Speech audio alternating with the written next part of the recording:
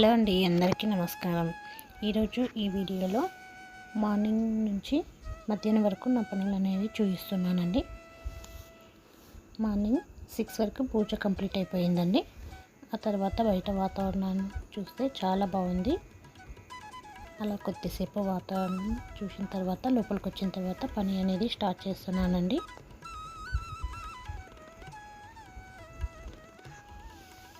ఆ తర్వాత పాలు వేడి చేశానండి. ఫస్ట్ మార్నింగ్ పాలు వేడి చేస్తానండి. పాలైతే వేడి చేసి ఒక్కొక్కరికి ఇచ్చేస్తుంటాను. తర్వాత పక్కన గోకరకాయ కట్ చేసి పెట్టుకున్నానండి. టిఫిన్ చపాతీ గోకరకాయ అనేది చేస్తున్నానండి. అక్కడ కర్రీ పెట్టేశాను. తర్వాత పప్పు పెట్టేస్తున్నాను, ఎందుకంటే లంచ్ బాక్స్ కట్టివ్వాలి పిల్లలకు. కాబట్టి పొడగంటి కూర పప్పు, ఆకుకూర పప్పు ఉంటుంది కదండి, దాంతో పప్పు చేస్తున్నాను.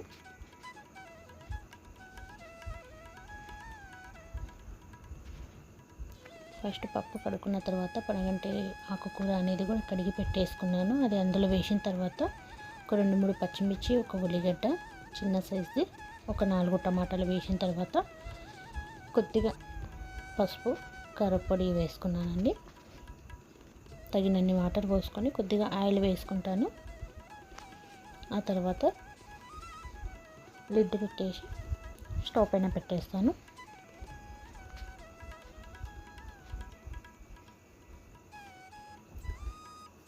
ఇక్కడ ఇటు సైడ్ అన్నం పెట్టేశాను, అటు సైడ్ పప్పు పెట్టేశాను. ఇది కంప్లీట్ అయిపోయిన తర్వాత అన్నం అయితే కంప్లీట్ అయిపోయింది, పప్పు అనేది కూడా అవుతుంది. అప్పటి వరకు చపాతీలు అనేవి చేస్తున్నాను.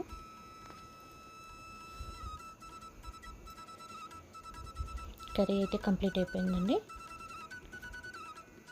గోకరకాయ కర్రీ చేశాను టిఫిన్ లోపలికి.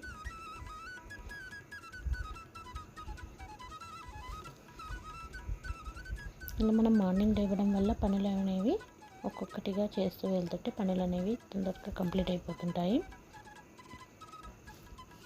తర్వాత పప్పు కూడా కంప్లీట్ అయిపోయిందండి. అక్కడ పప్పు రుబ్బుకుంటూ ఇక్కడ పోపుకి పెట్టేసుకుంటున్నాను. ఫస్ట్ ఆయిల్ వేసుకున్న తర్వాత ఆయిల్ కొద్దిగా వేడైన తర్వాత ఎల్లిపాయలు వేసుకోవాలండి. దీనివల్ల మంచి వాసన, రుచి అనేది వస్తుంది.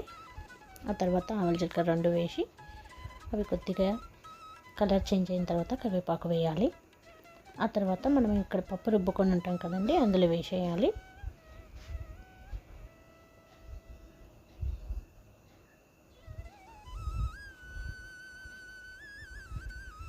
ఈ పప్పు రుబ్బుకునేటప్పుడే ఉప్పు వేయాలండి. ఉప్పు అనేది మళ్ళీ వేయలేదు అనుకుంటారు. నేను ఆల్రెడీ దీనిలో ఉప్పు వేసేసాను. పప్పు కూడా కంప్లీట్ అయిపోయింది. పోపు దీంట్లో వేసేసాను. ఆ తర్వాత డిష్ అవుట్ చేసుకుంటున్నాను.